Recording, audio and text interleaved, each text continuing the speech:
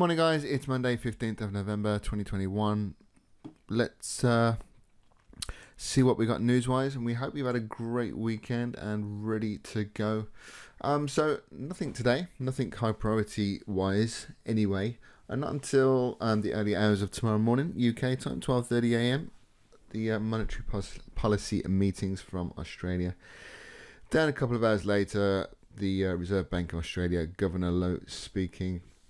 And then nothing then until tomorrow afternoon, 1:30 p.m. USD news. So some Aussie news in the early hours, which we need to be aware of if we are in any Aussie trades.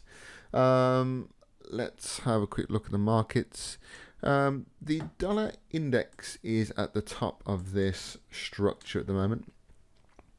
And also it's at a minus 27% fib extension. If I draw my fib from the start of the impulse here to the end of the impulse, which I'm going to say is this point here, because that was the high before it pulled back, it's slightly higher than this point here. So if I go like that and pull that to that level there,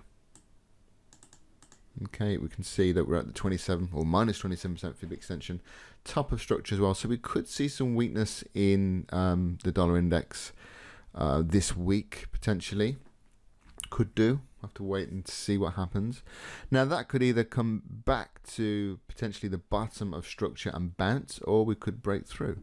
So it's going to be one of those things where we have an idea of what could happen, but we actually monitor price to actually see, okay, well, what actually is happening. So we would suspect that price, we could see some weakness, like I say.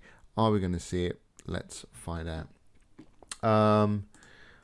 Aussie USD is having a bit of a pullback, which I was suspecting. So a couple of weeks ago, can't think when it was, beginning of November, we thought this was going to move all the way down to the bottom of structure here, and then monitor price. So potentially still could be doing that. We can see that the 4-hour structure there, the 4-hour downtrend is still intact. Interestingly though, if this is a correction, compare it to this move. There was ups and downs, buyers and sellers. This is purely buying. So it doesn't look corrective in nature, but I'm going to assume that it is a correction. We are still in an H4 downtrend, like I say. We're making lower highs, lower lows. So we've got a trend line as well. If I just draw that. So we're actually coming into the trend line at the moment. That's if you draw it from this point here. So what's going to happen with this? Are we going to see another downside? Are we going to see it change cycle?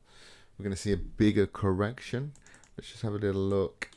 Previously, it had a nice sharp move down. Then it had a bigger correction look. Didn't break this high though. Had this bigger correction. Yes, so notice this, guys. It made a high there, then a higher high. Okay, but it didn't really change cycle. Didn't start making higher highs, higher lows. This was just one big correction, and then it dropped for its final impulse down. So this here could be doing something like this. We could see a little push down, another move up, little push down. We could see something like that where the correction is a little bit more complex, if you like, and then boom. So for me, as long as it doesn't break, it's an interesting one, because we've got high, lower high, lower high, lower high, lower high. I would be looking at potentially this high here, as if it broke that high, then I would think it was changing the cycle. So this to me is my impulse down. So anywhere between here and here, okay, for me is a correction. This high here was just part of this impulse. So we could have, like I say, have this big correction and then have a move down. So yeah, especially if we see that dollar weakness, we could see, Aussie USD hover around, if you like, for a little bit longer in the correction phase, and then see that push down. So see what happens. We got news, remember, later on as well, so that could affect it as well. Euro GBP still got a resting order from last week here. Okay, nothing to do there. Can't see any change. This does look impulsive. This does look to be a correction. Buy limit.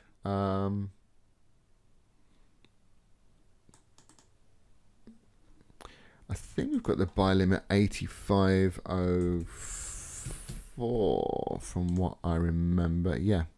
I don't know why that's moved. Yeah, 85.04. I know it's a 2% target. So yeah, we still got our buy limit here. Stops underneath this low. So that's just a resting order.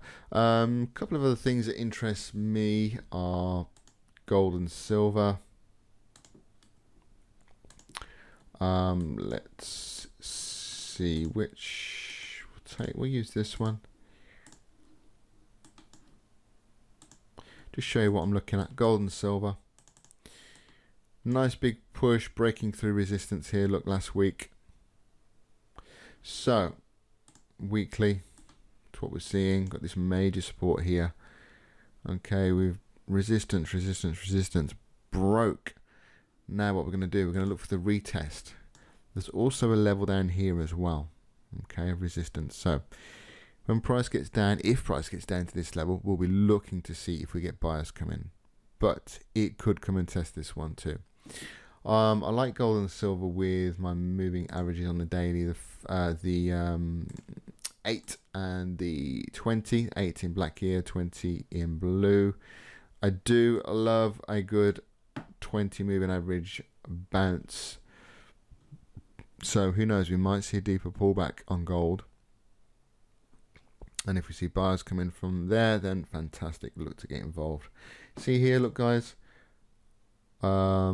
Interaction with the 20. 1, 2, 3. Got a morning star pattern there.